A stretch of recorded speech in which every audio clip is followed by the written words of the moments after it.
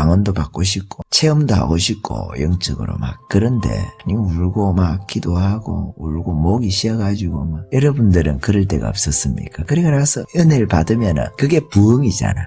아까 제가 말한 어떤 회개도 있고 또 정말 깊은 영적인 체험 속에서 내가 개인이 그게 개인의 부흥이잖아요. 그런 것처럼 교회가 지역이 나라가 똑같은 그런 체험들을 집단적으로 하는 거예요. 그게 부흥이란 말이에요. 부흥이 뭐 딴 게 있는 게 아니고 사도행전에 보면 알잖아요. 예루살렘 교회가 다락방 안에서 뜨겁다가 문 열고 나가서 복음 전하잖아. 그죠? 그 사람들한테 또 부흥이 있고 성령이 또 오고 사마리아에서 또 그런 일이 있고 또 고넬료 집안에서 그런 일이 있고 안디옥에서 또 그런 일이 있고 바울이 1차, 2차, 3차 전도행하면서 에베소까지 3차 전도행 때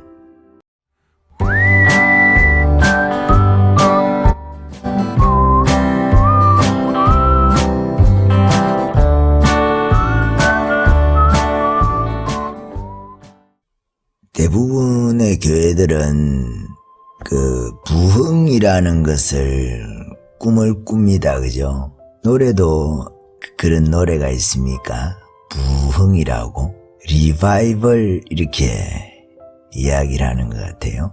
뭐 조금 발음을 가지고 장난을 치면 리바이벌 이렇게 할 수도 있겠죠. 다시 성경으로 이렇게 장난을 제가 한번 쳐봅니다. 그게 부흥이다. 거기 원래는 바이벌 이래야 된다.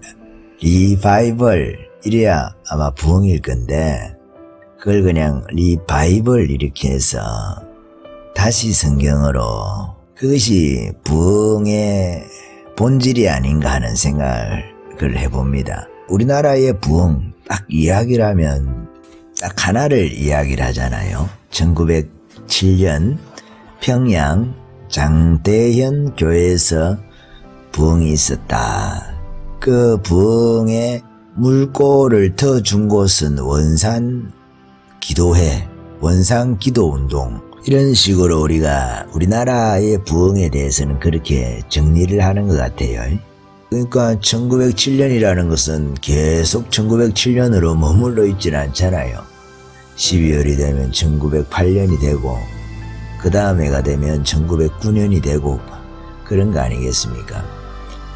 이 평양 부흥이라는 것이 우리나라 전체의 부흥운동을 일으키는데 아니면 교회를 세우는데 그 교회 성장학을 했던 분이 메카브란입니까? 메카브란. 하나님께서 교회를 부흥을 시켜가지고 세계 선교를 한다.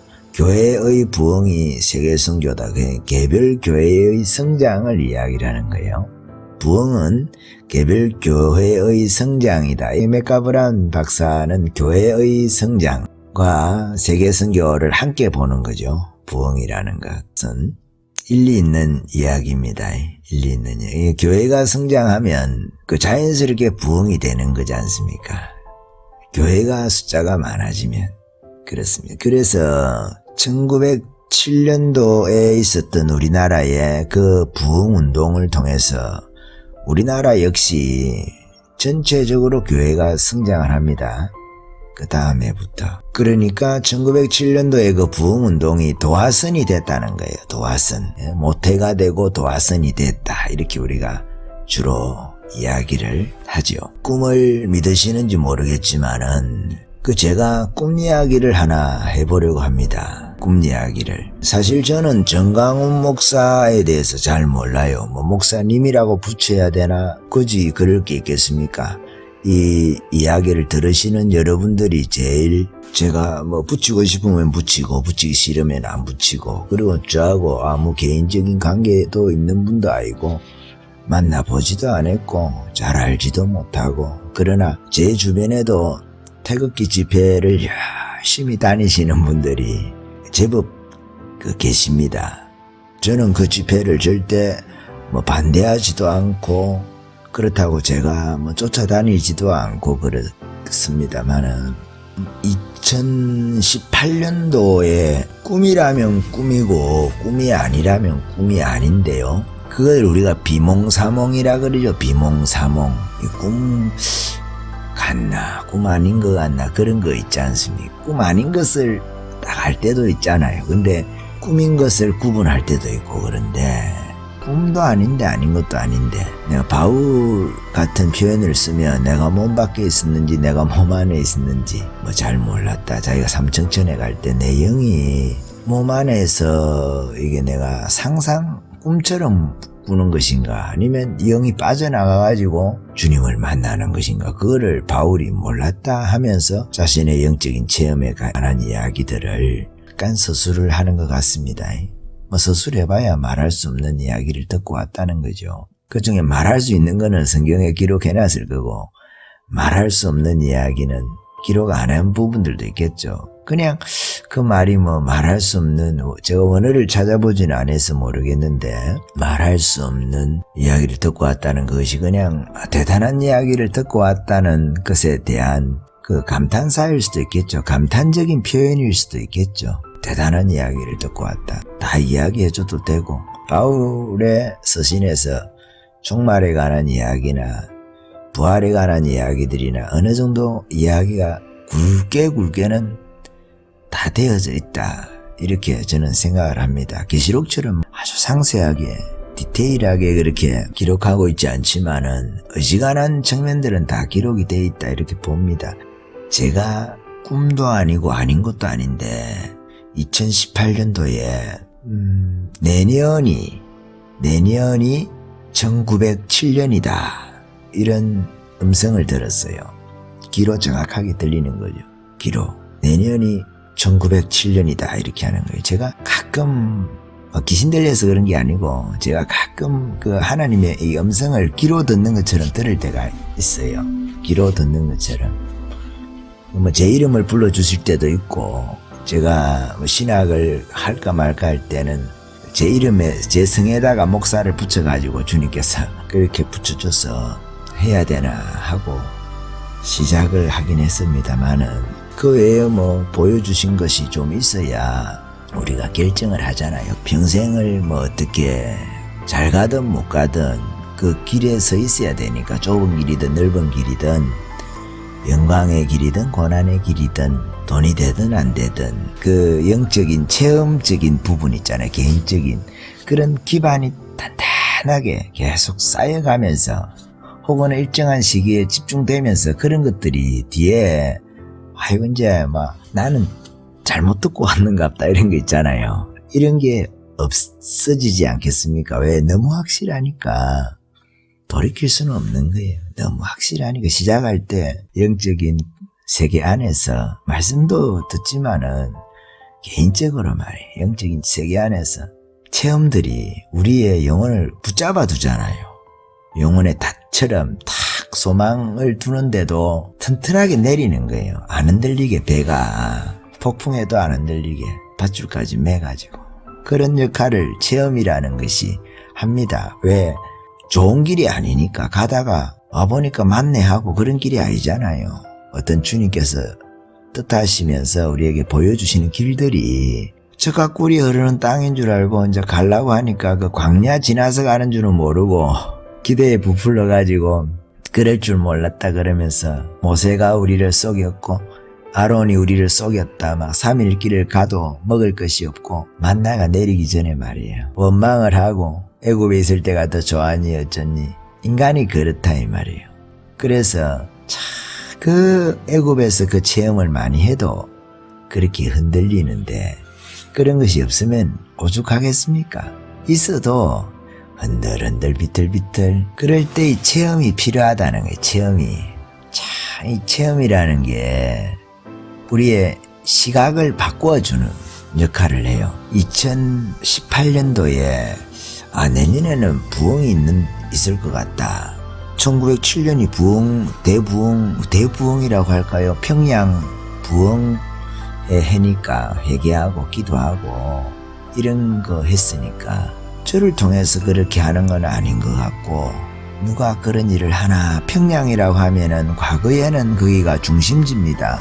그 신학교가 평양에 하나밖에 없었으니까 평양신학교라고 뭐 고신이 있고 합동이 있고 통합이 있고 순복음이 있고 성결신학교가 있고 감리교 신학교가 있고 침례교 신학교가 있고 이런 게 아니거든.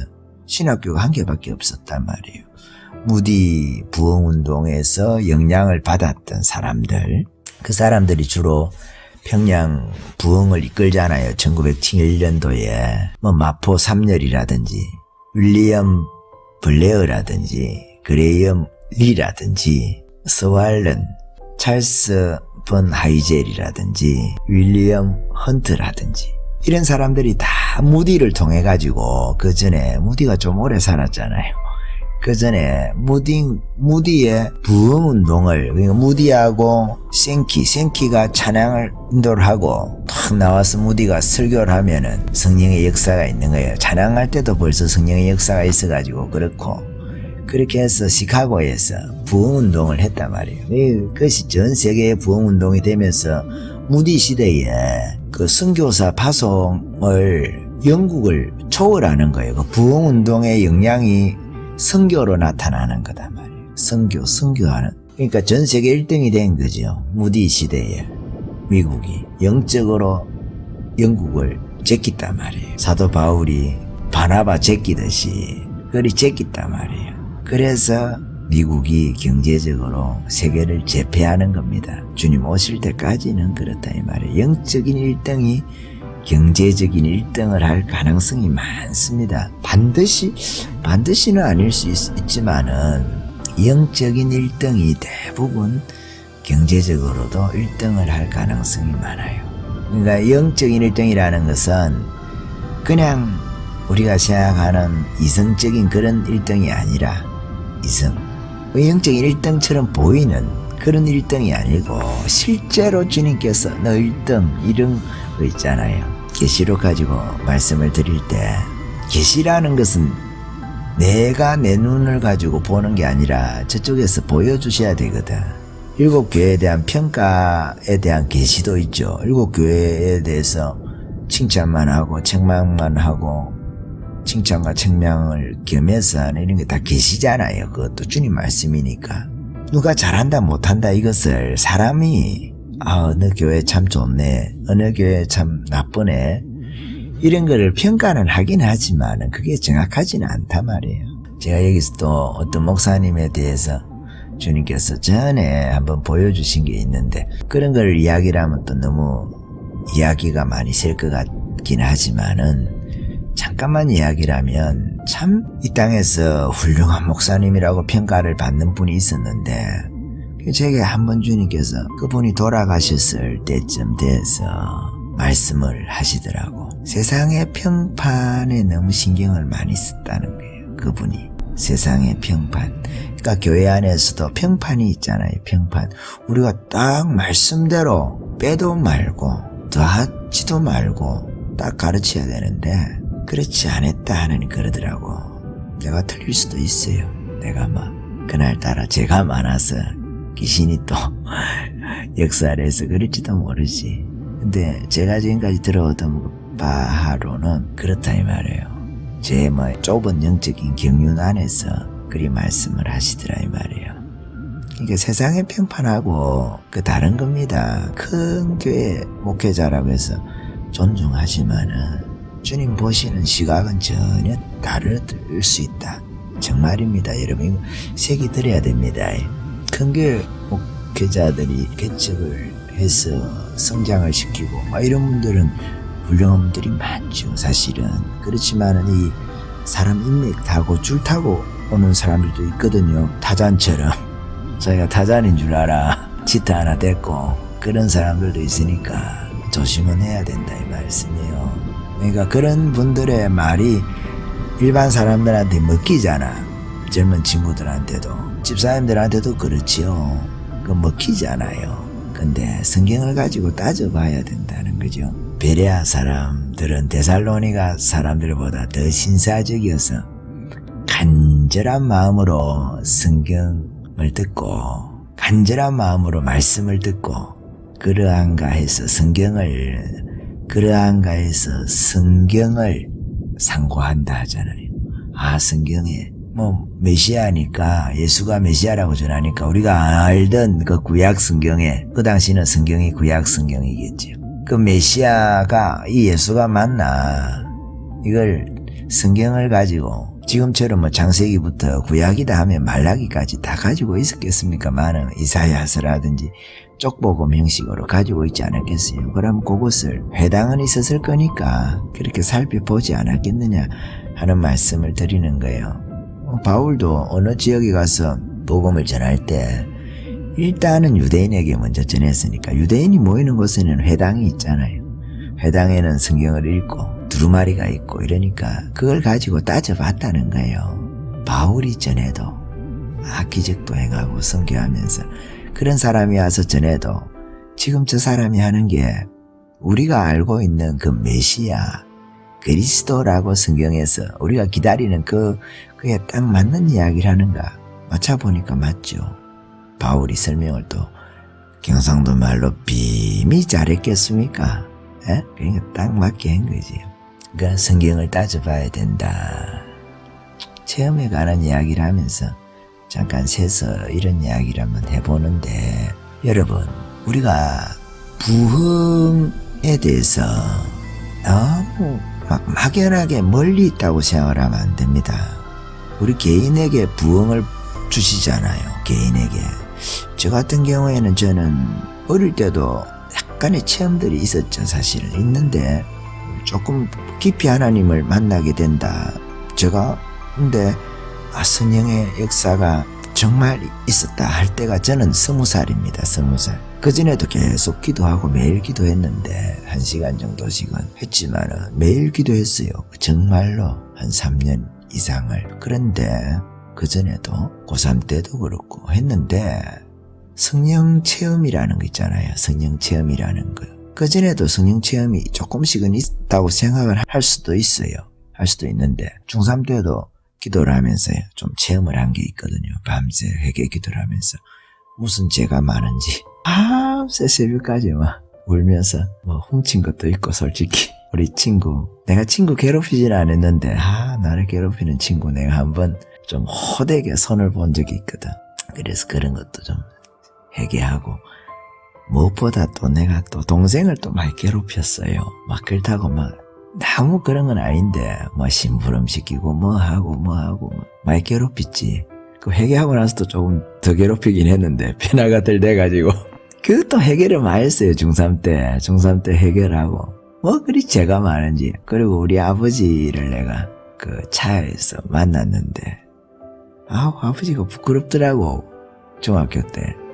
그래서 내가 부끄러워. 내 친구들도 있고 한데 아버지가 이제 회사를 다녔거든. 운전을 하신다 그래야 되죠. 그거 하러 이제 그러니까 가끔은 이제 운전하다 보면 짐을 함께 날라줄 때도 있고 이렇잖아요. 시멘트도 날라주고 한 번씩 했다 하더라고. 그러면 뒤에 이제 들었는데 돈을 조금씩 이제 수고했다고 월급 말고 조금 주는 거예요. 그러면 우리 엄마 몰래 조금씩 그걸 가지고 쓰고 했다 하더라고. 뒤에 내가 들었거든.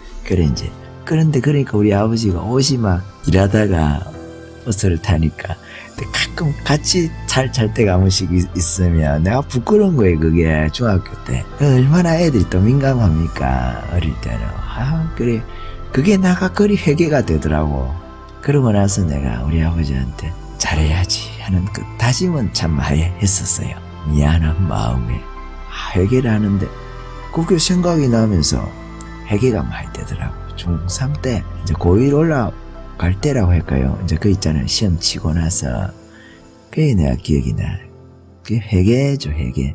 그래 회개를 하고 고등학교 간다고 그렇게 기도한다고 잘 사람이 안 바뀌잖아요. 안 바뀌어도 열심히 바뀌어보려고 성경 암송하고 찬양팀에도 들어가서 활동해보려고 하고 매일같이 학교 갔다 오면 기도하고 주일날에는 공부도 안 하고 공부도 원래 못하는데 그저 영원이가 막 기도를 많이 해주시니까 대신에 못하는 공부 중에 조금 그래도 막 그거는 바꾸는 안 먹고 어떻게 뭐 공부를 조금 할 수 있게 돼서 감사하긴 한데 그랬었어요. 참 공부하고는 어떻게 보면 안 맞죠. 기초가 없으니까 뭐 영어 수학 이게 안 되니까 암기 과목은 하겠던데 영어 수학을 못 하겠더라고요. 저는 꿈 이야기 하다가 뭐 흘러 여기까지 왔는데 개인의 부흥을 우리가 다 가지고 있잖아요. 제가 아까 말씀드린 것처럼 회개할 시기가 있잖아요. 회개하고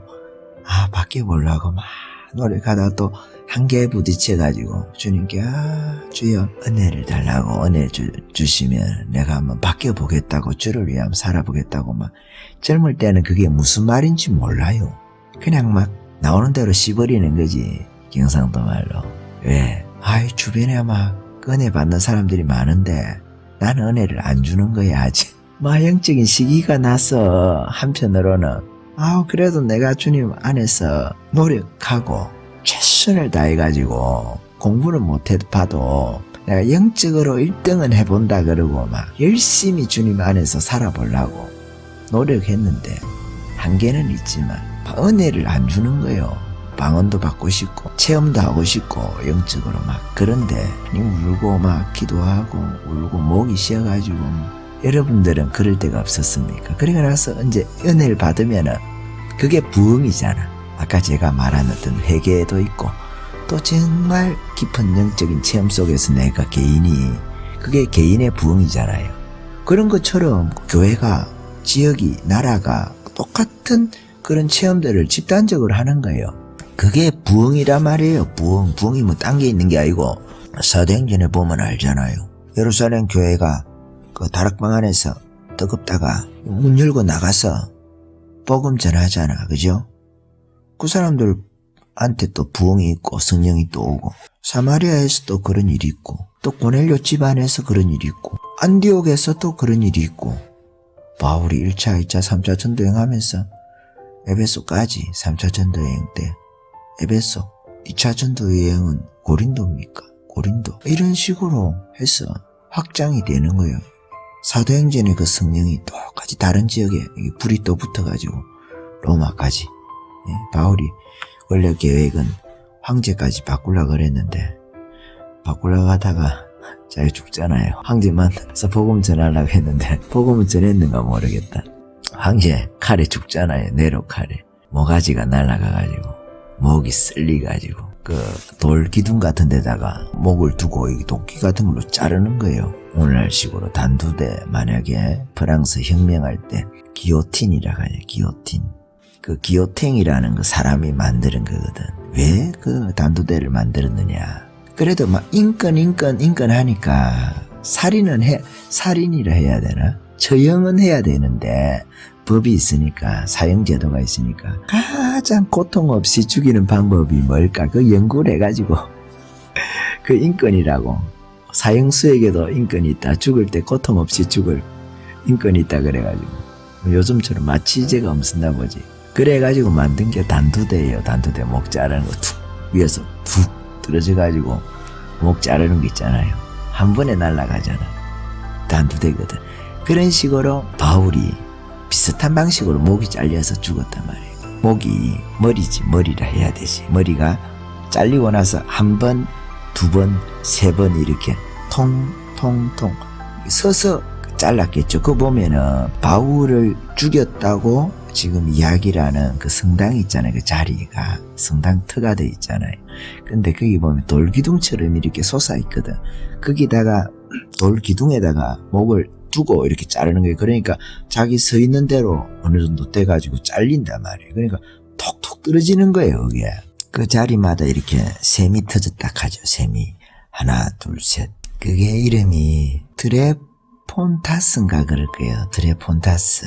그러니까 세계의 셈 이런 거지. 그래서 그 바울이 이렇게 목이 잘려 죽잖아요. 또 한 사람 더 있죠. 성경에 목 잘려 죽은 사람이. 누가 또 목 잘려 죽습니까? 도끼로 아마 목을 잘랐을 가능성도 있어. 그거에 대해서 설명은 없는데 세례 요한이 목이 잘려 죽습니다. 참 안 됐죠. 세례 요한은 안 됐다 해야 되나? 죽음의 값이라고 해야 될까요? 죽음의 가치를 이야기를 할 때 세례 요한은 헤롯의 아내 헤로디아하고 뭐 결혼 문제를 세례 요한이 지적을 했거든. 지적을 한 것 때문에 정치인이 깨끗해야 되는데 그 부도덕학으로 이리 하다가 세례 요한이 여자의 미움을 사가지고 한을 사가지고 죽어요. 그것도 아주 참 모욕적이게 애가 그 춤을 추면서 소녀라돼 있으니까 춤을 추면서 재롱을 어떻게 보면 뜨는 거지. 재롱이라는 표현을 소녀에게도 쓸 수 있는지 모르겠는데 그 재롱잔치의 대가로 세례요한이 목이 날아갑니다. 헤로디아가 그 자기 딸한테 아버지가 뭐를 해달라 그러면은 무슨 네 소원이 뭐냐 하면은 이런 거지 뭐. 첫째도 세례요한 뭐가지요, 둘째도 세례요한 뭐가지요, 이리 되는 거죠. 그리 했단 말이에요. 그래가지고 목이 잘려가지고 소반에 당겨가지고 그 잔치상에 그냥 잔치상처럼, 그런데 그걸로 가는 거예요. 머리가 피가 흥건할 건데 그걸 보고 헤로디아가 막 속이 써냈겠지. 자기한테 나쁜 여자라고 막 아무것도 아닌 저 세례요한 같은 게 그래 하니까. 그래도 헤롯은 자르고 싶지 않았는데 자기 부인 말 듣다가 망한 사람들도 많고 잘된 사람도 많고 그렇죠. 여기는 부인 말 듣다가 망한 그지, 망했죠. 부인 말 듣다가. 그게 세례요한이죠.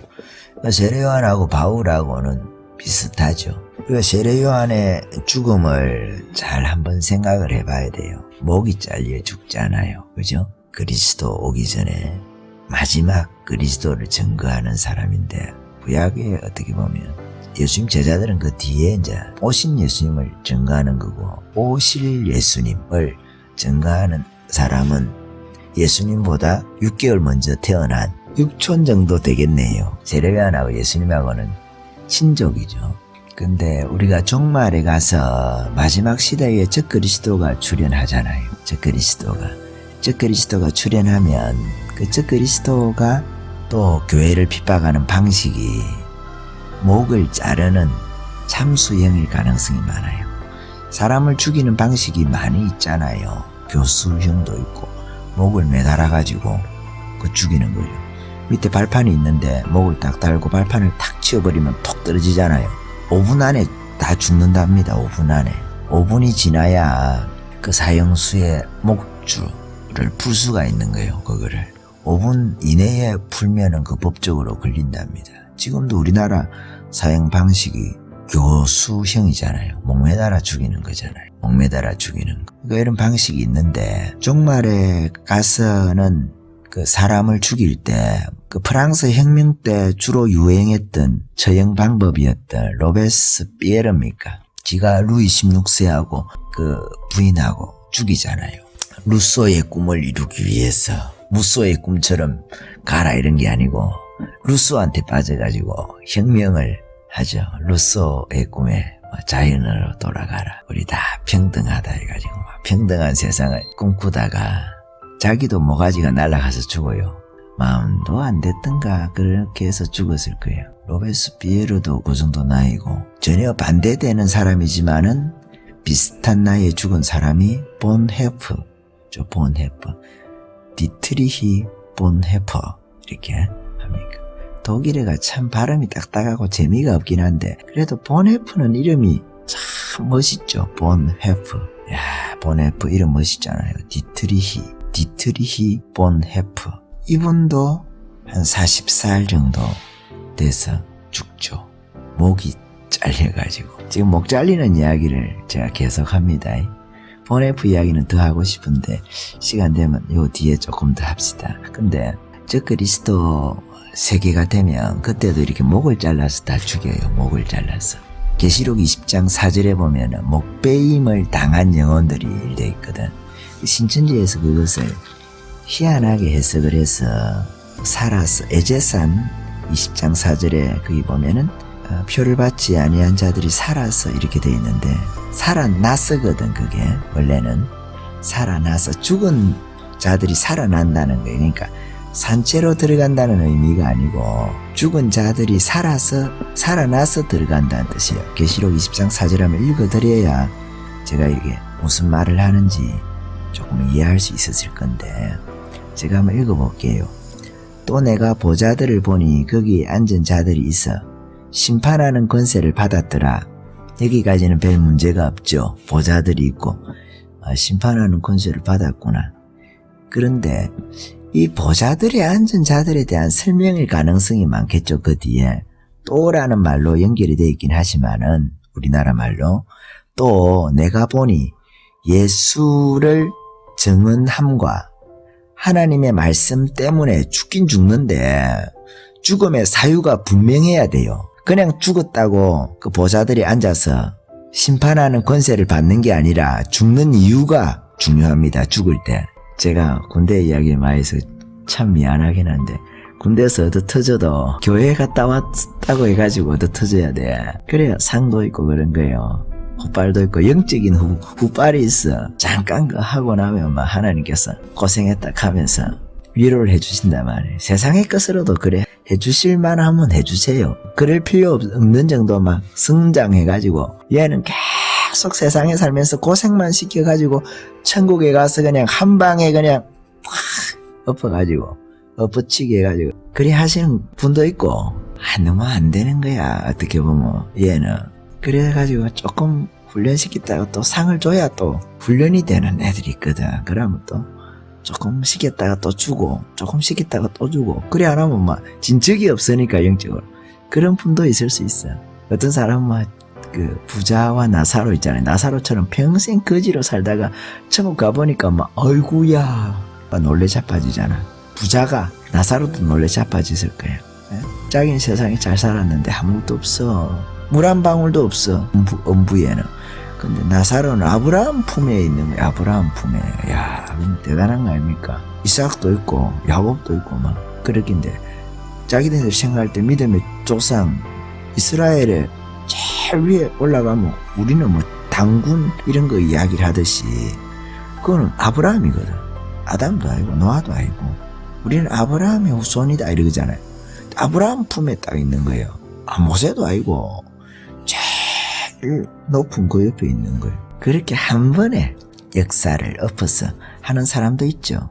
우리도 그럴 수도 있겠지. 여러분들 중에서도 다 이게 이유가 있는 거예요. 세상에 우리가 비천하게 평생 살 수도 있어요. 저도 순복음을 참 좋아하지만 한편으로 순복음이 그 부분에서 어려운 측면도 있는 거예요.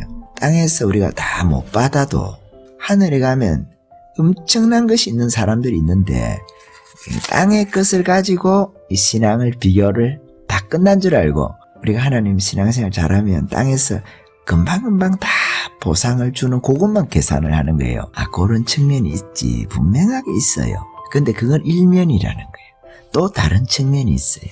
또 다른 측면. 바울 같은 경우가 다 사역자들은 막 땅에서는 거지처럼 살잖아. 사도행전에 나오는 사역자들은. 빌어먹잖아. 표현이 그렇습니까? 빌어먹잖아요. 바울은 빌어먹질 않는데 베드로는 빌어먹잖아요.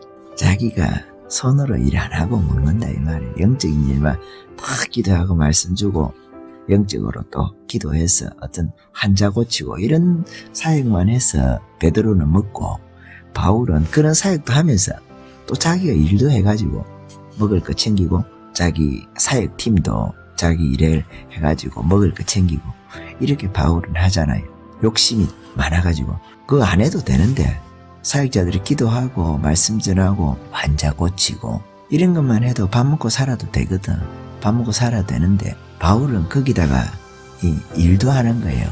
그렇게 하면 교회 확장이 더 빠르다 생각해서 그래 했을 수도 있고 물질이 중요하니까 사람들 생각 가운데는 초신자들 경우에 그리고 바울은 자기가 전도하는데 기존 신자들도 사역하지만은 자기는 이게 맨 땅의 헤딩 선교사 이런 거잖아요. 선교사 오늘날로 말하면 교회가 없는 지역에 교회를 개척하니까 그런 사람들 언제 말씀 전해가지고 키워가지고 그 사람들이 말씀 전하는 사람의 말씀을 먹을 때에 말씀 전하는 사람에게 물질을 공급하고 어느 세월에 가겠어요. 바울은 또 선교 빨리빨리 하고 지나가야 되는데 짧은 인생에 바울은 막 꿈이 커가지고 전 세계 끝까지 복음 다 전해 빈다. 내 살아있을 때 그래 했을 것 같은데 바울의 그 편지들을 읽어보면 그런 느낌이 나지 않습니까? 내가 살아있을 때 주님 요즘 선교단체 열심히 있는 사람들 그거 보면은 예루살렘까지 복음 전하면 주님 오실 것처럼 해가지고 백투 예루살렘 해가지고 거쳐서 가서 복음을 전해야 되는데 비행기 타고 가서 복음 다 전했다. 그러면서 예루살렘 혼자 구원받으면 주님 올 것처럼 요나가 아수르의 수도 니느웨에서 복음 전할 때 3일길인가 되는 길을 하루 만에 다 전해버리는 게 있잖아요. 대충 그냥 다 전해버리는 거야, 말씀을. 그런 것처럼 주님 너무 보고 싶어서 그런지 막 빨리 일이 끝나야 우리가 일당 받듯이 상 받으니까 그런지 모르겠지만은 그렇다고 주님 오지 않습니다. 주님께서 온 천하에 복음이 증거되면 온다 그랬죠. 모든 민족에. 그제야 끝이 온다 그랬지만은 그냥 우리가 비행기 타고 가가지고 중간에 스킵을 너무 많이 하면 안 돼요. 퍼져가는 거거든. 물감처럼 번져가는 거거든. 물에 떨어뜨린 물감처럼, 먹물처럼 쫙 퍼져서 온 세상에 복음이 증거돼서 모든 지역에서 예수를 좀 알긴 아는 거예요. 모든 지역 교회가 어느 정도 있고 이럴 때 주님 오실 가능성이 많겠죠. 아무래도. 혹은 없는 지역이라더라도 역사의 어느 시점에는 그 지역의 교회가 융성했던 시대가 있었을 때 정도, 우리가 보수적으로 보면 그 정도 돼야 주님 오신다는 거예요. 그냥 막 백투 예루살렘에 가고 예루살렘까지 서둘러가 막 급하게 갈 수 있는 길이 아니다, 제 말씀은. 그렇지만은 우리가 성령의 역사가 있고 부흥의 역사가 있고 헌신의 역사가 있으면은 미국에서 땅끝이라고도 어찌 보면 볼 수 있는 이 한국까지 비행기 타고 오는 거죠. 그 성령의 부흥의 역사가 그 일을 그렇게 하도록 하는 거죠. 무디 같은 사람을 통해서. 부흥이라는 게 그렇단 말이에요. 그러니까 이것을, 부흥은 자기가 부흥을 경험해 본 사람만이 부흥을 이끌 수가 있어요. 자신이 부흥을 경험해 본 사람들만이. 무디가 무디 안에 부흥이 있으니까, 체험이 있으니까 무디가 시카고에서 부흥을 일으키고 그렇게 하고 젊은 사람들한테 또 가르치니까 청년들이 그렇게 많았다고 안 합니까? 무디 부흥할 때. 그 청년들이 은혜 받아가지고 우리나라 선교사로 왔다는 거 아니겠어요? 무디가 그러면 좋아가지고 가면 자네를 위해서 내가 계속 기도할게.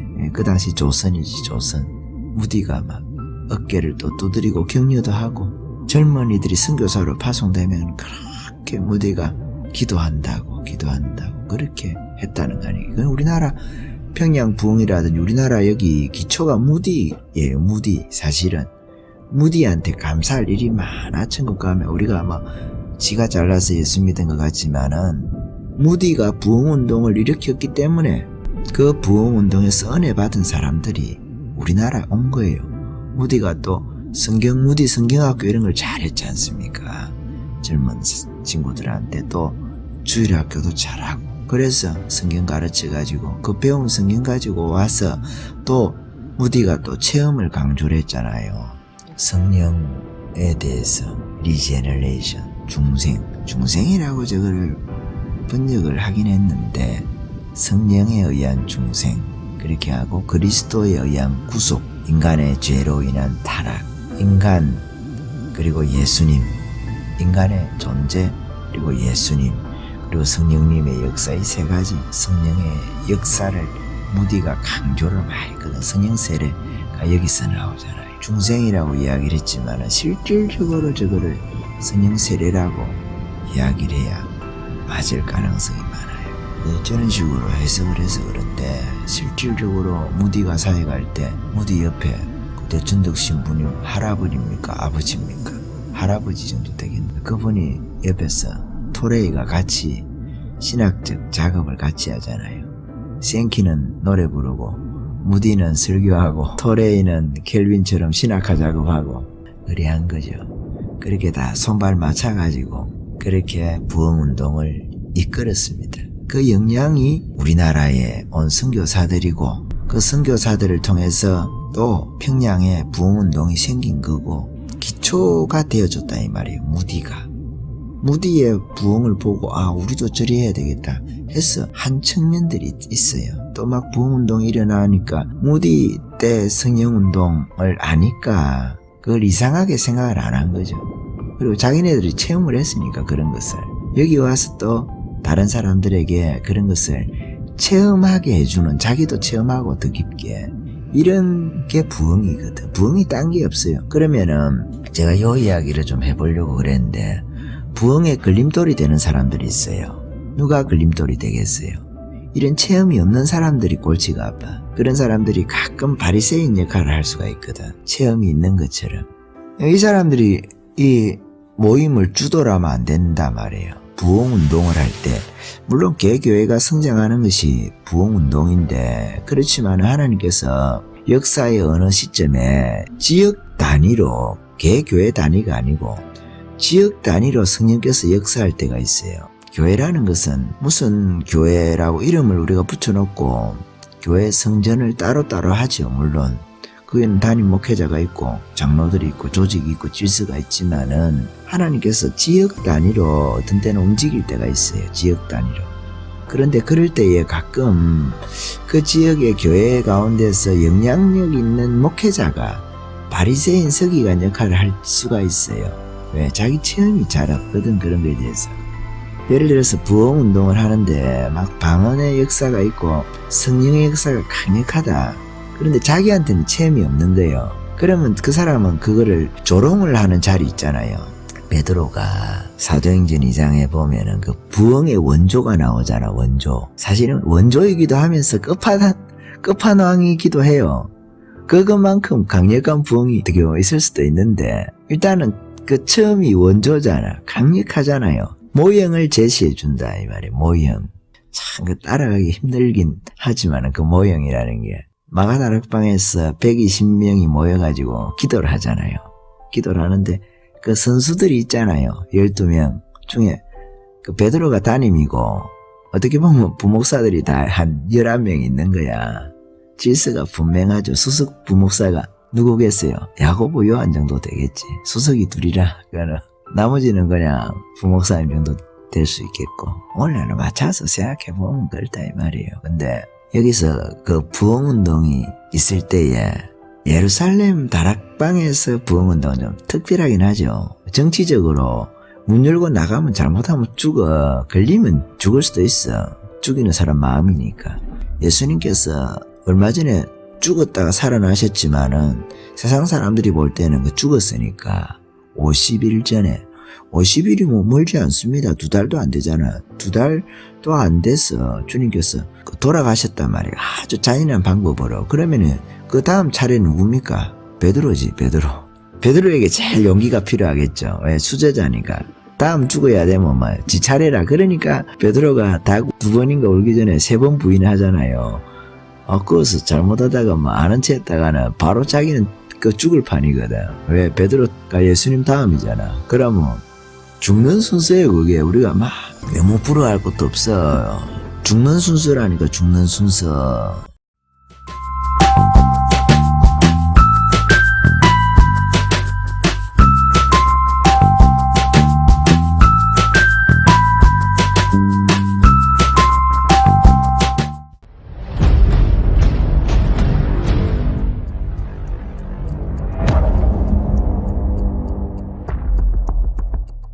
그 성령이구나. 이야, 받고 나니까 아는 거지. 예수님께서 말씀하신 그 뜻이 뭔지. 그러니까 딱 베드로가 이제 쫄보 베드로가 떠나가는 거지. 두려움의 영아 예수로 모르명하느니 물러갈지어다 한다고 나가는 게 아니에요. 권능의 성령을 받으면 두려움이 나가 그냥. 그래가지고 이 쫄보 베드로가 그래도 자기 딴에는 새가슴이 아닌데 사자였는데 정치하고는 안 되잖아요. 어부가 정치를 이길 수는 없거든. 국가를 이길 수 있습니까 여러분? 아무리 싸움 잘해봐라 군대 가면 막 군대 조직 안에서 쫄따구면 쫄따구 자리밖에 안 되지. 국가를 이길 수는 없잖아요. 아무리 베드로라 해도 거친 사람이라 해도 그 두려움을 이길 수 없는 거예요. 왜? 국가는 사람을 죽일 수 있는 힘을 가지고 있거든. 공식적으로 합법적으로 사람을 죽일 수 있는 그것을 예수님에게 시행한 걸 받고 2달 전에 2달도 안 됐어. 그러니까 얼마나 두렵겠어요. 다음 내 차례인가.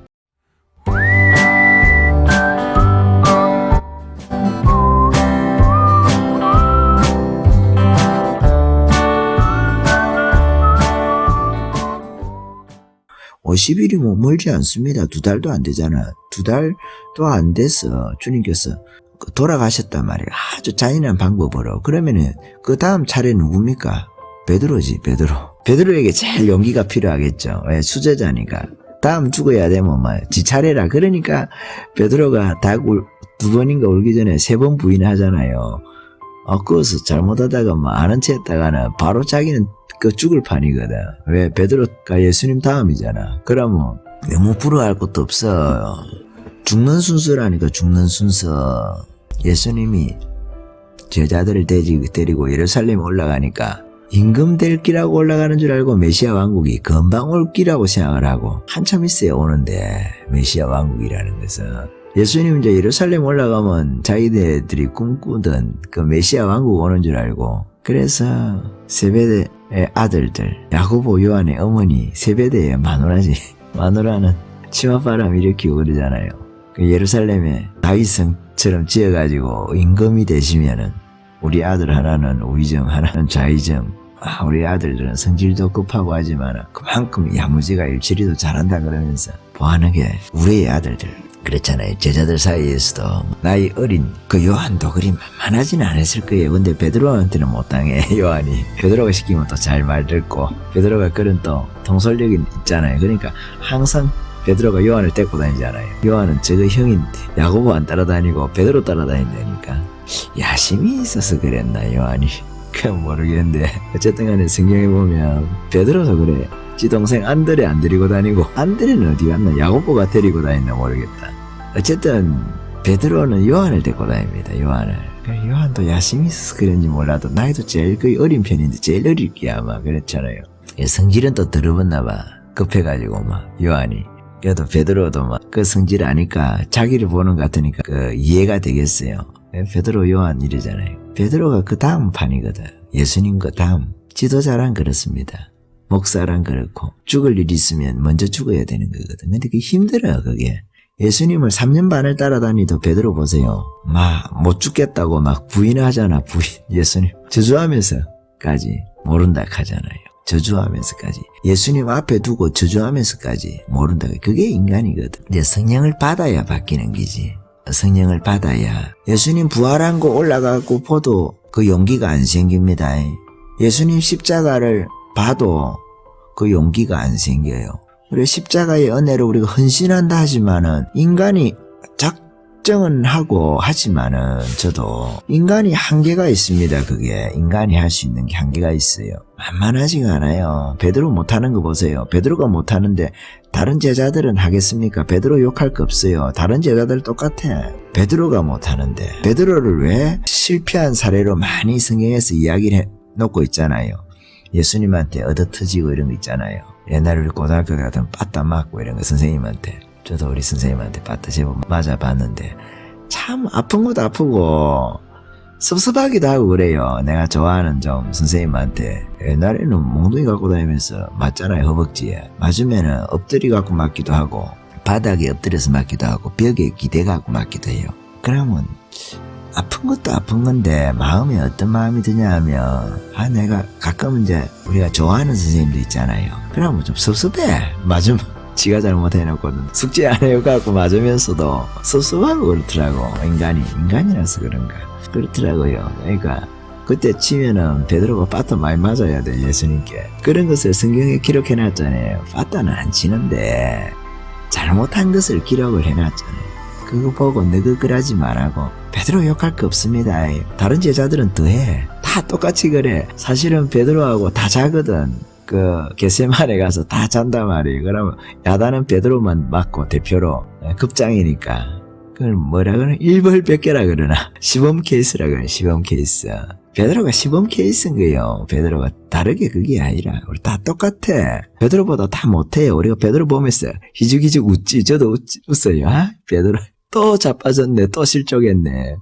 그래. 예수님 돌아가실 때 겟세마네 가서 기도해라 하니까 예수님께서 기도해라 않겠죠. 참 깨어있으라 그래. 잠자지 말고 깨어라도 있어야 되는데, 그 말이 사실은 기도하란 말이에요. 제가 우리 아는 집사님들한테는 깨어만 있어도 주님 기뻐한다. 우리 기도하는데, 기도하는 팀에 있어가지고 기도 소리 듣고만 있어도 은혜가 되는 거다. 듣고만 있어도 영이 깬다. 내가 너무 어린 영혼들한테 가끔 내가 그러거든. 앉아만 있으라 기도가 안 돼도. 그래 하는데 기도 소리, 방언 기도 소리, 부러지는 기도 소리, 그거 듣기만 하는 것도 우리 영이 성장한다. 내 입으로 막 기도 안 해도 막 그런 자리에 앉아만 있어도 1차적으로 은혜가 된다. 그런 이야기를 제가 격려 삼아, 사실적인 것도 있고, 솔직히 예수님도 그랬을 것 같아요. 그런 심정. 기도가 잘 안 되거든. 우리도 기도가 안 되던 시기가 다 있잖아요. 지금도 그렇고 지금도 될 때도 있고 안 될 때도 있고 막 뒤죽박죽이잖아요. 다 그렇습니다. 저만 그런 게 아니에요. 저도 그래도 저 딴에 기도한다고 하는 사람인데도 항상 기도한다 하려고 해도 꼭 그렇게 생각대로 되지 않습니다. 인생이라는 게. 하나님 도와줘야 되지. 하나님 어지간하면 주님 도와주시죠. 사실 도와주시려고 항상 성령께서는 스탠바이 해가지고 임마누엘로 계시니까 예수님이 땅에 머무리 꼬셔가지고 제자들과 함께 하듯이 우리가 성령님의 제자잖아요. 지금은 성령께서 우리 옆에서 도와주려고 막 니만 준비하면 된다. 막 내는 준비 다 됐다. 아이고 주님 내가 아직 준비가 덜 돼가지고 우리가 항상 그러잖아요. 주님은 항상 준비돼가 계시지. 베드로 보면서 우리가 너무 욕할 거 없어요. 근데 그 베드로가 예수님 막 죽는다 캐도 졸고 앉았고 기도 안 해가지고 그 다음날 바로 그 전날에 그랬습니까? 주여 내가 죽으러 간다. 예수님 그러니까 주여 절대 주님께는 그런 일이 없습니다. 제가 지켜드릴게. 칼 갖고 다니잖아. 베드로가 용감해갖고. 옛날에는 지금 지가 지켜야 되니까 강도한테 돈도 안 뺏겨야 되고 그래서 그런지 모르지만 내가 지켜줄게요. 진짜 지켜줍니다. 베드로가 노력한다. 노력 말고입니까? 말고에 길을 패버리잖아. 그것 때문에 베드로가 죽을 고비 넘기는 거예요. 나중에 그 자리에 있었던 종이 그거 딱 눈여겨본 거예요. 와, 칼 잘 쓰네. 딱 뺐는데 길을 칼솜씨가 제법 있었나 봐요. 길을 아무나 뺄 수 있는 거 아니거든. 그렇잖아요. 길을 잡고 빼지는 않았을 거 아닙니까? 한 칼에 뺐을 가능성이 있는데 그런 거 보면은 솜씨가 있을 수도 있다. 제 추리가 너무 과합니까? 저는 그렇게 생각을 하는데 그럴 가능성이 있지 않겠어요? 베드로가 예수님 죽는다 해도 못하고 자기가 용기를 내도 못하고 예수님 부활하신 거 봐도 아니면 성천하신 거 봐도 잘 안 되는 거거든. 왜? 마가다락방에 가서 문 딱 끌어 잠그고 기도합니다. 무서워가지고 죽을까 싶어가지고 120명이 기도방해를 안 봐달라 그런 건 아니겠죠. 오늘날 치면은 무섭거든. 문 끌어 잠그고 기도해요. 성령 오시면 능력 받을 때까지 그 두려움을 이길 수가 없는 거예요. 그렇지만은 딱 성령 받으니까 변화되잖아요. 불의 여같이 갈라지는 것이 저희 눈에 보여 각 사람 위에 임하여 있는 거예요. 그러니까 베드로한테도 불같이 막 뜨거운 게 오니까 야 베드로가 딱 그때 보니까 이게 예수님이 말씀하신 요한복음 14, 15, 16장에서 그 당시 요한복음이 없었지만 우리식으로 말하면 그 성령이구나. 이야 받고 나니까 아는 거지. 예수님께서 말씀하신 그 뜻이 뭔지. 그러니까 딱 베드로가 이제 쫄보 베드로가 떠나가는 거지. 두려움의 영아 예수 이름으로 명하느니 물러갈지어다 한다고 나가는 게 아니에요. 권능의 성령을 받으면 두려움이 나가 그냥. 그래가지고 이 쫄보 베드로가 그래도 자기 딴에는 새가슴이 아닌데 사자였는데 정치하고는 안 되잖아요. 어부가 정치를 이길 수는 없거든. 국가를 이길 수 있습니까 여러분? 아무리 싸움 잘해봐라 군대 가면 막 군대 조직 안에서 쫄따구면 쫄따구 자리밖에 안 되지. 국가를 이길 수는 없잖아요. 아무리 베드로라 해도 거친 사람이라 해도 그 두려움을 이길 수 없는 거예요. 왜? 국가는 사람을 죽일 수 있는 힘을 가지고 있거든. 공식적으로 합법적으로 사람을 죽일 수 있는 그것을 예수님에게 시행한 걸 받고 2달 전에 2달도 안 돼서 그러니까 얼마나 두렵겠어요. 다음 내 차례인가. 우리가 지금은 뭐 다 알지. 베드로가 그때 안 죽었다는 거를 사도행전 내내 안 죽잖아 베드로가. 그죠? 스데반은 죽고 야고보도 죽고 하는데 그렇지만은 베드로는 안 죽잖아요. 우리는 알잖아. 그렇지만은 베드로는 모르잖아 언제 죽을지. 물론 예수님께서 이야기를 하시죠. 네가 젊어서는 띠띠고 네 마음대로 돌아다닌다. 니는 젊어서 안 죽으니까 그런 걱정하지 말고 열심히 복음 전해라. 니는 겁이 없다 하지만 내가 보니 겁이 많다. 어찌 죽을까 싶어가지고 죽을까 싶어서 겁이 많으니까 걱정하지 말은 니는 젊어서 안 죽는다. 무당은 아닌데 예수님만한 막 확실한 그게 없잖아요. 노스트라다무스 막 곱하기 100이잖아. 예수님은 말씀 자체인데 천지가 없어져도 막 예수님 말씀은 못 바꿔. 그러니까 베드로 니는 젊어서 안 죽는다. 니 이제 늙어야 사람들이 니를 띠띠고 간다. 그게 딱 그대로 되잖아요. 베드로가 적어도 바울보다는 나이가 많을 가능성이 많은데, 나이가 많을 가능성이 많겠죠. 근데 바울보다 늦게 죽는가 비슷한 시기에 죽는가 그렇잖아요. 바울보다 아마 늦게 죽을 겁니다. 한 해인가 두 해인가 제 기억으로는. 그 찾아보면 아는데 제가 그까지는 안 찾아보고 지금 말씀을 바로 드리는 거예요. 어쨌든 같은 날에 죽는가 그래요. 같은 해는 아닌데 같은 날에 죽는 걸로 그렇게 역사에 기록하고 있는 측면을 제가 본 것 같아요. 그러니까 베드로는 상당히 오래 산 거지. 자기 딴에는. 야고보는 뭐 조만간에 죽는데, 그 후에 나오는 야고보는 예수님의 형제 야고보고, 예수님 따라다니던 그 베드로 야고보 요한할 때 그 야고보는 빨리 죽습니다. 성질이 급해가지고 막 주님 사랑한다고 해가지고 나는 막 짧고 굵게 살고 그냥 끝낼랍니다. 그냥. 여러분도 그런 분이 계신지 모르겠지만 저는 좀 짧고 굵게, 아니다, 짧고 굵게는 싫고 좀 얇더라도 길게 살아야 될까요? 그것도 뭐 너무 오래 사는 것도 그렇습니다. 예수님 3년 반 사역 만에 그 결정을 보잖아요. 쇼부를 보고. 그 토마스 아퀴나스라고 천주교 신학자라 하지만 그때는 뭐 개신교하고 천주교 갈라지도 않았는데, 그렇게 보면 뭐 어거스틴도 천주교 신학자로 볼 것이냐 말 것이냐 고민해야 되거든. 켈빈 루터가 어거스틴 파 수도원에 있다 보니까 그 어거스틴의 지지를 많이 받는데 어거스틴을 많이 지지하고, 그 토마스 아퀴나스도 49살밖에 못 살아요. 켈빈도 55살, 55살, 본 F 40살에 죽고 이러잖아요. 그러니까 꼭 길게 산다고 좋은 건 아니에요. 예수님께서 33살에 대충 우리가 말할 때 AD 한 30년 정도 예수님께서 원년을 계산했을 때, BC AD가 갈라지는 원년을 계산했을 때 한 3년, 4년 전에 태어났으니까 그렇습니다. 그래서 베드로가 예수님의 성천을 목격을 해도, 부활을 목격을 해도, 십자가 돌아가시는 것을 목격을 해도 그 두려움을, 죽음에 대한 공포가 없어지지 않았는데, 예수를 만나도 이 성령께서 권능으로 임하니까 사람이 확 변화가 됩니다. 변화가 돼가지고 그 잠겨있던 문을 열고 나가서 길거리에서 복음을 전해버려요. 베드로 아니면 하겠습니까? 그러니까 베드로지. 야, 이때 우리가 박수를 쳐야죠. 문을 열고 딱 나가는 사람이 그 부흥의 주역이에요. 모든 부흥은 이런 베드로 같은 사람을 세워서 씁니다. 그리고 그 다음 세대는 또 바울, 또 주님께서 또 준비하고 있잖아요. 그 다음 세대들을 또 준비하고 앞에 또 서서 싸우는 사람은 또 싸우고. 지금은 누가 부흥의 주역일까요? 당연히 저는 정강훈 목사님이라고 봅니다. 정강훈 목사님. 제가 아까 꿈 이야기 했잖아요. 요 이야기 하려고 내가 꿈 이야기를 했잖아요.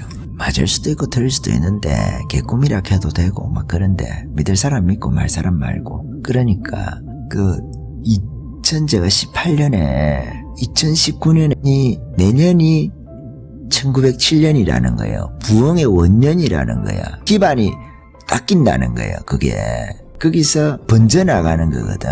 이게 부흥이라는 게 평양에서 번져나가고 예루살렘에서 번져나가듯이 지금 강화문에 그것이 번져나갈 수 있단 말이에요. 강화문에 그것이 어디까지? 평양까지 가야지. 북한까지. 갈 수만 있으면 중공도 가야지. 그러니까 강화문에서 하는 그런 기도 있잖아요. 지금 성령 좀 보면 충만하신 분들은 그거 다 관심을 쏟게 하는 것 같지 않습니까? 하나님께서 이 땅에서 우리나라 있잖아요. 우리나라에서 기도 좀 한다는 사람들 집단에 다 우리같이 막 별거 없어도 집단에는 만용이 꽉꽉 차가지고 그래도 내가 좀 성령님하고 좀 친해. 그런 분들이 계시잖아요. 그런 사람들은 대부분 강화문에 눈길을 두게 할 거예요. 성령께서 하시는 일이면은 동일한 성령께서 그 그릇 땡긴다 이 말이에요. 관심을 꼭 그 자리에 안 있어도 관심을 두는 거예요. 부정적인 관심이 아니라 긍정적으로 항상 그것을 눈으로 지켜보고 있단 말이에요. 어떻게 될 것인가? 저것이 부흥운동일 것 같은데 어떤 식으로 진행이 되고 어떻게 마무리가 되고 다음 단계로 넘어갈 것인가를 관심을 가지고 본다는 거예요. 저도 뭐 그런데 관심을 가지고 싶어서 보는 게 아니라 저도 꿈을 꾸니까 저도 막 거친 사람들 별로 안 좋아하긴 하는데 한편으로 좋아하면서도 같은 놈들 너무 많이 모아놓으면 안 좋잖아요. 그러니까 그런데 하나님께서 지금 그 강화문 그 길을 통해 가지고 예수 피를 의지하고 성령을 의지하는 좀 순수한 사람들을 모아둔 것 같아요. 근데 이 방향을 잘 잡긴 해야 되는데 한편으로 걱정하는 것도 있지만은 지금 말씀드릴 건 아닌데 그게 하나님께서 그 자리를 중요하게 생각한다는 거예요. 그래서 또 그 자리에 쓰는 사람을 항상 그 베드로 같은 사람이 있거든. 용감해야 돼요. 용감해서 그 다락방 문을 여는 사람이 돼야 된다니까. 그래서 목숨을 걸 수 있는 사람이죠. 진짜로 목숨을 걸고 그 문을 여는 거예요. 베드로는 그런 각오로 그 문을 여는 것이 내 십자가를 지는 거예요. 죽을 각오. 실제로 십자가를 질 수도 있거든. 물론 베드로는 아무리 너가 막 설치봐라 나는 안 죽는다 내 젊어서 안 죽는다 했다 주님이 그러니까 베드로가 문을 딱 열었을지도 모르죠. 다락방 문을. 난 안 죽으니까 자기는 안 죽거든. 자기는 안 죽고 야고보가 죽어. 좀 있어. 스테반이 죽고 자기는 안 죽어. 나는 왜 안 죽지? 원래 순수로 하면 지가 먼저 죽어야 되잖아. 지가 급장이니까. 원래 지도자부터 죽이잖아요. 히틀러가 단두대에서 히틀러가 정권 잡고 나서 2만 명을 뒤에 유대인들 막 학살한 거 빼고 정적들 학살하는데 단두대에서 2만 명을 죽여버립니다. 히틀러가. 참 피를 보는 거죠. 피. 혁명을 이루는데 자기 딴에 걸림이 있으면은 다 죽여버리는. 그래도 안 되면 몇 사람 더 죽으면 된다 이런 식으로 로베스피에르처럼 그리 생각하다가 지도 날아가는 거지. 그 히틀러에 의해서 목숨을 잃은 사람이 본헤프잖아요. 본헤프. 디트리히 본헤프. 참 멋있어요. 이름도 디트리히 본헤프. 아까에도 이야기했지만 자꾸 제가 그 이름이 아름다우니까 바울 하면 아름답잖아요. 그 이름이 예수 안에도 아름다운 이름이 있거든. 디트리히 본헤프 얼마나 아름다워요. 무디 하면 무디. 존 웨슬레 하면 존 웨슬레. 저는 어거스틴은 좀 최근 조금 볼 때가 많은데 있으면서도 오히려 켈빈을 어거스틴보다 저는 개인적으로 켈빈도 걸려야 될 게 좀 많지 않습니까? 우리 은사 쪽에 가까이 계신 분들은 다 알고 계시잖아요. 그죠? 근데 그런 거 저는 어거스틴보다는 켈빈이 더 낫더라고. 책 보는데 그 흐름을 쫙 사람을 빨려 들어가게 하는 거는. 근데 어거스틴은 내가 아직 수준이 안 돼서 이해를 못해서 그럴 수도 있습니다만 죄송합니다. 어거스틴 이야기도 그 보면 재밌는 게 많잖아요. 자기 가족 흉도 보고 어거스틴이 그럽니다. 그 책에서. 그래 하는데 그래 부흥에 있어가지고 하나님께서 우리에게 질문하는 게 있어요. 질문하는 게 죽을 수 있느냐를 물어보는 거예요. 우리가 부흥을 잘못 생각하는 사람들이 많아요.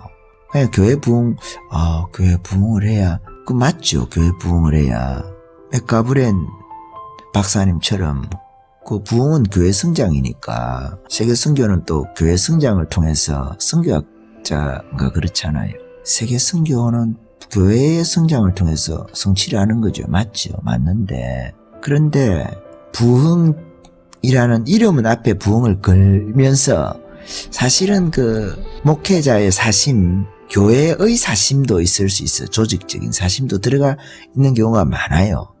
예수님 제자들이 예수님 예루살렘 올라가니까 다 그러잖아요. 자기네들이 메시아 왕국에 한 자리씩 다 할 거라고 생각하고 기대를 한 거예요. 기대를.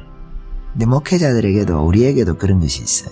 목회를 통해서 그 메시아 왕국을 꿈꾸는 거야. 아직도. 예수님 따라가던 제자들이 성령 받기 전에 그리 한 것처럼 이 성령 받고 나서도 그런 사람이 있단 말이에요. 저도 그렇고 아직도 그럴 거고. 무슨 이야기를 하는지 알겠죠? 야고보 요한 어머니처럼 한 자리 다 우리 현실이니까 이해는 하는데 그런 마음이 있다는 거예요. 그런 마음이. 피로를 이야기를 하는 거 아닙니다. 피로까지 그런 것으로 매도를 하면 안 되고 목회자들에게 다 필요가 있잖아요. 그죠? 말씀 가르치는 사람이 또 물질을 누군가 공급해줘야 말씀 연구하고 가르치고 계속 그 일만 할 수 있잖아요. 그거 빼고 그거 말고 이게 선을 넘는 게 있어요. 제자들처럼 야고보 요한의 엄마 같은 그런 마음이 우리 안에 있단 말이에요. 부흥을 이용을 한단 말이죠. 예수님을 이용해서 우의정 되려고, 예수님 이용해서 좌의정 되려고, 예수님 이용해서 영의정 되려고, 국방부 장관 하려고 하는 게 있단 말이에요. 우리 안에. 교회를 이용해서 선을 넘는 그게 부흥이 안 되는 거예요. 부흥은 내가 죽어야 되는, 죽을 각오, 진심. 내가 지금 이 부흥의 때에 내가 죽겠다. 왜? 성령과 함께 지금 말씀을 전하고 성령과 함께 기적을 행해야 부흥이 일어나는데, 그러면 죽을 수 있잖아요. 예수님도 능력이 없어 죽는 거 아닙니다. 기적 행하다가 예수님 돌아가세요.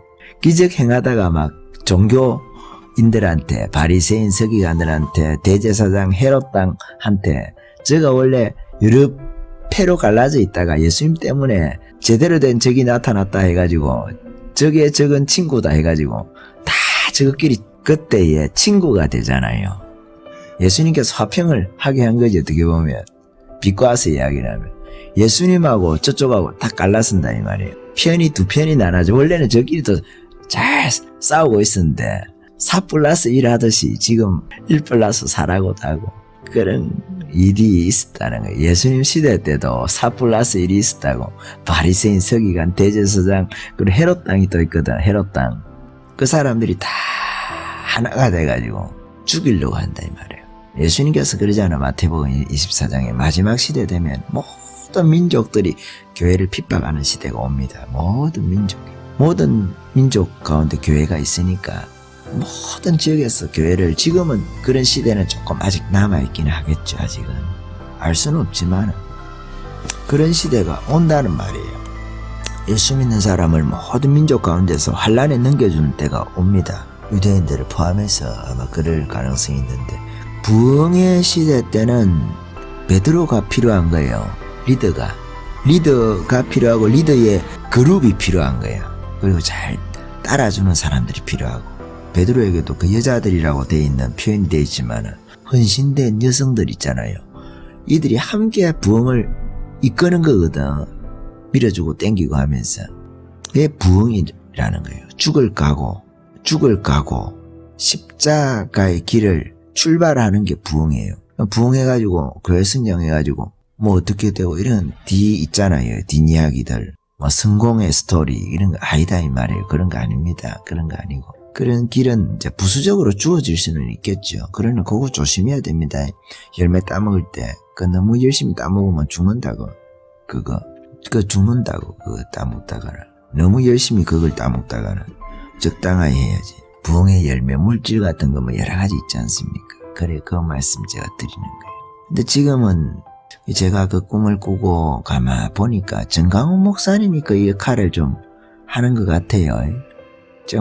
잘 몰라요. 그분 설교도 몇 개 안 들어봤어. 성령운동하는 건 확실한 것 같아요. 우리는 성령운동 하시는 건 좋아하니. 그리고 우리하고 생각 조금 차이가 있는 것도 있긴 있더라고요. 제가 들어보니까. 제가 뭘 많이 알아서 그런 거 아니고. 그래도 몰라도 바보도 다 지 생각은 있어요. 생각 없는 사람 없잖아. 바보도. 제가 바보라도 저도 생각은 있잖아요. 이렇게 이건 이런 아닌 것 같은데, 이건 맞는 것 같은데, 이런 거 있잖아요. 제가 틀릴 수도 있고 그렇잖아요. 그래, 그런 게 있더라 이 말이에요.